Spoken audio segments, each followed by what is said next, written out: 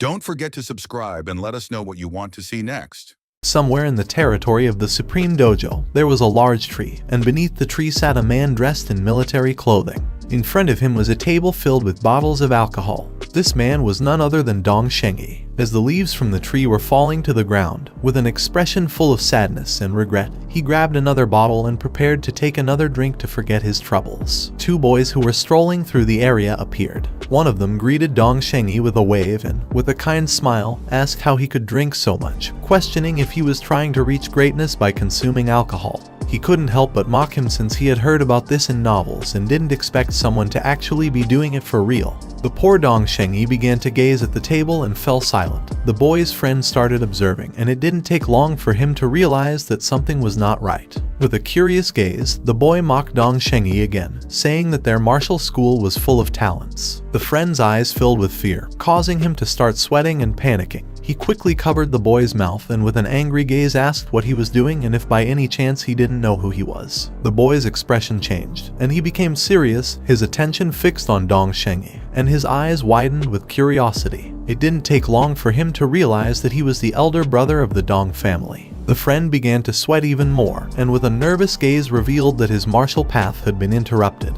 And after that, he had sunk into decadence. Poor Lu Sheng did not say a single word. His gaze was filled with sadness and regret. He began observing the green leaves blowing in the wind. He was someone known as a great level 8 master who was barely 40 years old. The boy asked who could have been capable of defeating such a powerful person. The friend's eyes filled with seriousness. He began staring intently at Lu Sheng, revealing that it was said to have been another young supreme genius of martial arts. He wasn't very sure about the details but asked his friend to remember one thing: in this world, there were too many prodigies. There would always be someone stronger than oneself, so they must always maintain a humble and respectful attitude. The boy turned to his friend and couldn't help but feel somewhat confused. But even so, he decided not to forget his friend's advice. Lu Sheng took another sip from the bottle of alcohol, and while he was venting his sorrows, a woman began walking toward him from behind. Catching his attention, he grabbed the bottle again, put it in his mouth, closed his eyes, and started drinking again, asking if she had come to make fun of him once more. The woman was none other than Lin Wan. She placed her hands on her abdomen and fixed her gaze on Lu Sheng. Her eyes were full of concern. She approached him, placed her hand near her mouth, and with a serious expression whispered, asking him to please listen to what she had to say. She began telling him something, awakening his curiosity. After hearing what she had just mentioned, Lu Sheng's eyes widened in surprise. He stood up, turned around, and with a curious expression asked if what she had just said was true. In response, Lin Wan clenched her fists and replied that she had heard her mother say it with her own ears and had even seen it with her own eyes during the broadcast. Upon knowing it was true, Lu Sheng clenched his fist and began gazing at the ground with a lost look on his face, causing the bottle of alcohol to fall to the floor and shatter into pieces. His eyes began to shine with rage. He couldn't believe that even the martial saint of the Supreme Dojo had been beaten by Lu Sheng until he was half dead. Consumed by rage, he struck the tree forcefully, realizing that compared to a monster like Lu Sheng, he was nobody. His blow was so powerful that more leaves began to fall from the tree onto the ground, his eyes filled with determination and vengeance. He didn't want Lu Sheng to die, so he decided to help search for him. Lin Wan, who was standing behind him, placed her hand over her chest and couldn't help but be somewhat surprised since she hadn't expected this reaction from him. At last, Lu Sheng came out of his depression arc and began walking toward the exit, determined to find Lu Sheng. Seeing this, Lin Wan's eyes widened with joy, bringing a smile to her face. She was happy to see that he had finally regained his spirit. In the Ninghui military headquarters, there was a large screen with a radar while two men were controlling the waves. The man holding the tablet revealed that the search range for Lu Sheng's body had been expanded to about 100 kilometers around the surrounding waters, and the depth had also reached the maximum limit of the radar, which was about 8,000 meters. Upon hearing this, the marshal of the central district couldn't help but get angry. With an enraged gaze, he gave him orders to further expand and deepen their search range. They must keep looking.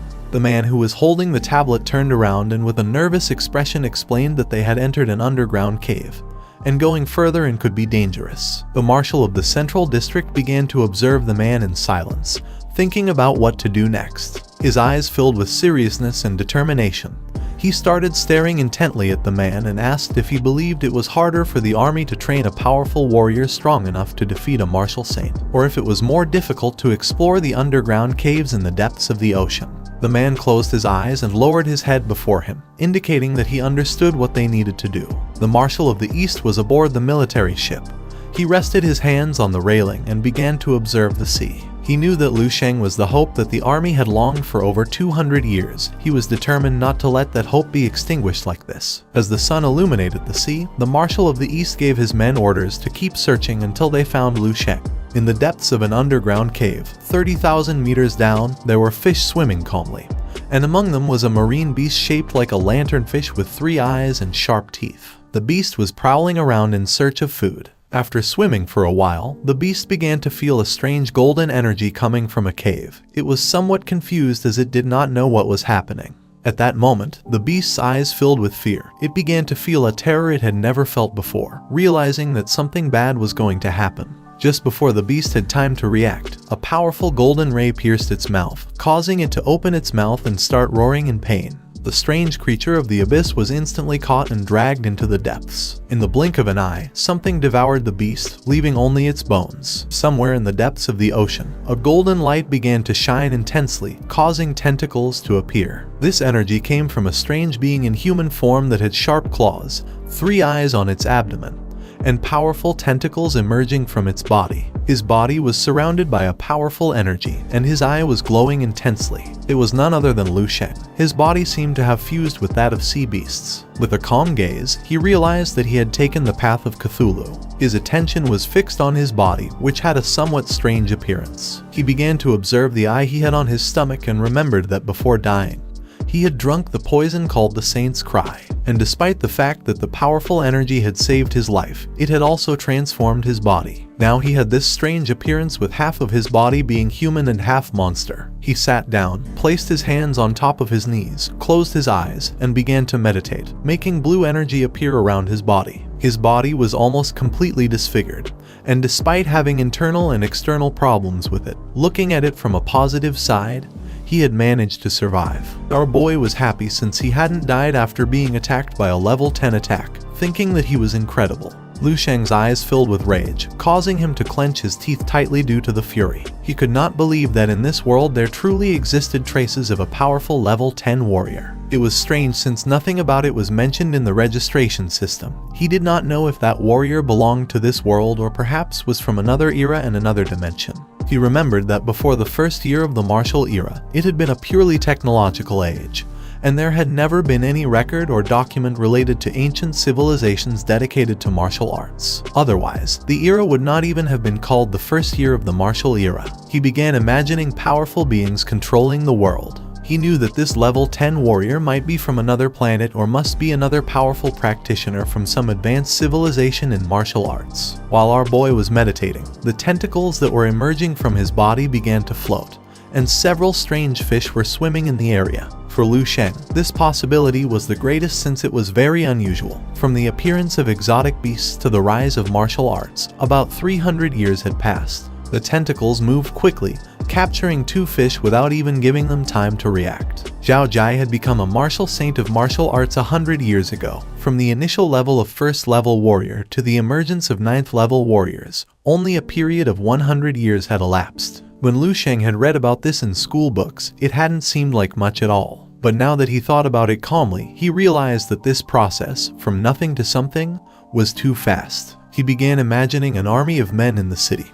Even now, all routes from level 1 to level 9 had already been marked out by predecessors. And although the army would employ all its resources trying for a new level warrior to be born, they wouldn't achieve it even in 100 years, much less during those early days on the martial path when everything was arduous and difficult and progress groped forward through darkness. Lu Sheng didn't know what merits or abilities Zhao Jai possessed to reach level 9 within a century since martial arts began. Lu Sheng began to imagine a human touching the hand of a strange being. If someone from a more advanced martial civilization had helped Zhao Jia open the path of martial arts, then everything made sense. Having someone to teach versus not having one made an abysmal difference. Lu Sheng's eyes widened with seriousness and confusion.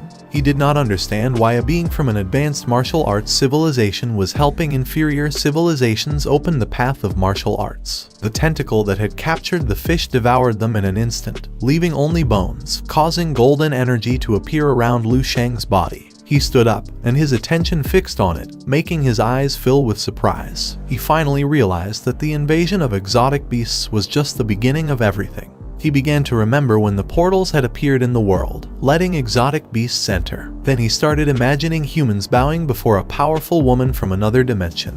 When a weak technological civilization was on the brink of extinction, an advanced civilization skilled in martial arts had appeared. They had granted swords and power to the weak, allowing human civilization to have the strength to defend itself and fight against the powerful creatures from the other world. Lu Sheng closed his eyes and focused. He knew that this process was very fluid, as if everything were following a reasonable plan step by step. For now, all of this made sense to him. He began imagining another world with strange creatures flying through the sky. The battlefield of the exotic beast invasion was much larger than he had imagined, questioning whether Earth as it is now might just be a small sub-battlefield. The bones of the beasts that Lu Sheng had been devouring began to sink to the bottom of the sea. He realized that the disasters and beasts he had seen and touched so far were only an insignificant tip of the iceberg compared to everything that was still hidden. 2 sea beasts that were wandering in the area were captured by Lu Sheng's tentacles. The tentacles seemed to have become stronger. Little by little, they began devouring the beasts, transporting their nutrients into Lu Sheng's body. With a serious gaze, he started thinking silently. He should thank his mutant body for constantly hunting beasts and providing him with inexhaustible energy. The tentacles began mutating again and re-entered our boy's body. Lu Sheng stood up, his attention fixed on the tentacles. The energy was gradually consuming his residual strength located in his chest, and although this strength was very powerful, it would eventually disappear. He noticed that because he was deep inside an underground cave, the power of rules was very weak, which was causing the mutated cells not to die. Lu Sheng sat back down on the ground and began to meditate. One of his tentacles stuck to a starfish and started consuming its energy. The mutant cells had an excessively strong biological instinct. Even if he didn't control them, their innate destructive instinct would drive them to automatically hunt all the surrounding creatures. Our boy closed his eyes and focused. He decided to take this moment to recover automatically and take advantage of it by entering the dream space and training a bit.